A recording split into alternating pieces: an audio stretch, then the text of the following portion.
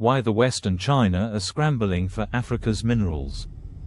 Introduction: a new scramble for Africa.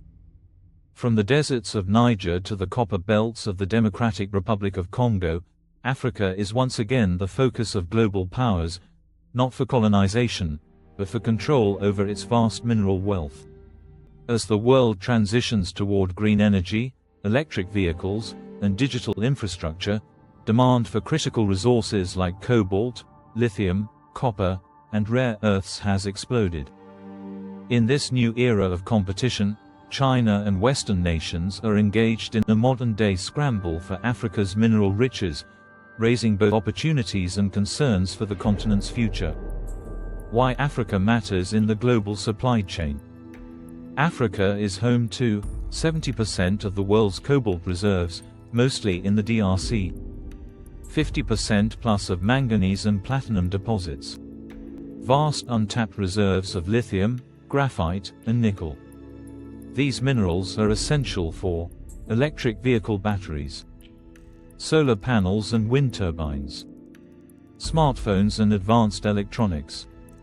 With the clean energy transition accelerating, global demand is set to quadruple by 2030, and whoever controls the supply chain will shape the future of global technology and power. China's strategic advantage in Africa. China has spent the last 2 decades quietly building deep influence across Africa through a mix of diplomacy, infrastructure investments, and state-backed mining deals. Key facts: China controls or finances 60 to 70% of cobalt refining globally. Chinese firms own major stakes in lithium mines in Zimbabwe and copper operations in Zambia and DRC. The Belt and Road Initiative, BRI, has funded roads, ports, and energy infrastructure across 40+ African countries.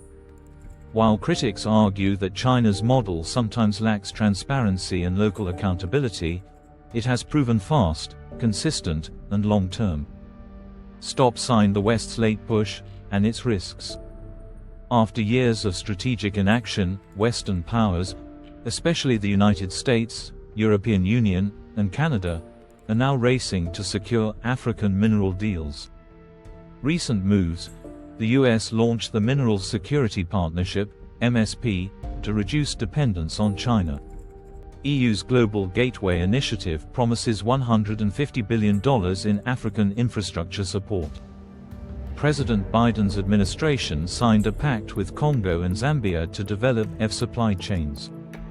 However, the West faces 3 major challenges: trust deficit due to past colonial histories, slow bureaucratic processes compared to China's speed, local resistance to resource exploitation without benefit sharing. What's at stake for Africa? Africa holds a critical bargaining chip, but it also faces serious risks.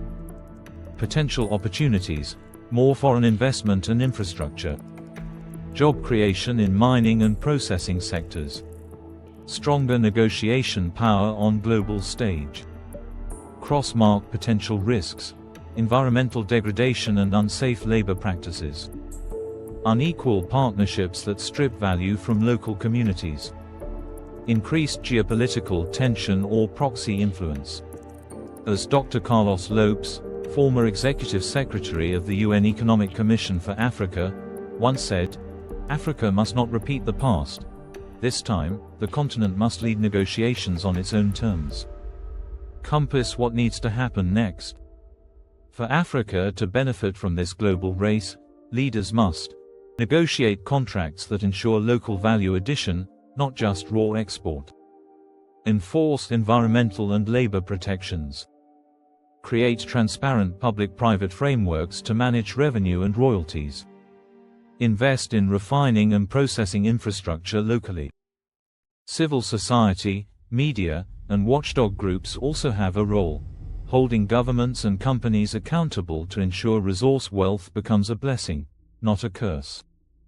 Conclusion: a defining moment for Africa. The race for Africa's minerals is about much more than rocks and contracts. It's about power, sovereignty, and the future of global development. If managed wisely, This moment could catalyze Africa's transformation into a global economic leader. If mismanaged, it could deepen inequality, foreign dependency, and internal conflict. The scramble is on. The question is, who will truly benefit?